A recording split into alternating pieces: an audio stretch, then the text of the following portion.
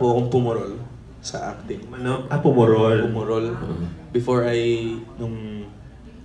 parang medyo, since masyado pong napahinga, not even doing mga series po with GMA, parang na-feel ko po na nakukulangan na po ako sa sarili ko when it comes to acting. So, papasok na naman po ulit si Direk Irene at saka yung si Sir Jay po, yung coach namin na parang sinisindihan po ulit yung apoy para bumalik sa dati. And so far po, masaya po kami sa mga nagagawa po namin eksena. At isa pong kakaibang Main Mendoza po ang makikita sa dito. Paano kakaiba? Dito. Sige. Dito. Yung pakinggan ng ating pamansang bay? Bakit?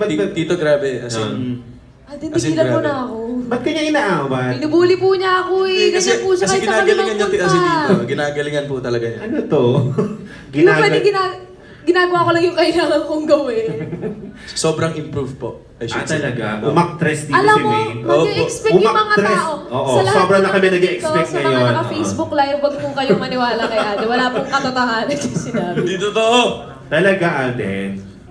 Asahan namin yun Sobra po. Ako, rest assured dito na ginalingan ni Ma'am Main Mendoza. Wow! So tapos, since nagbubulak ka talaga kayo na following day, may cut-off ba kayo? Or hanggang kailan kayo pwedeng magbabag sa set? Mabilis po yung director namin dito. Talaga, 12 tapos na, gano'n? Mga ganun po, 11:30 po, pinakamaaga, tapos latest na po, 1:30 to 2 a.m.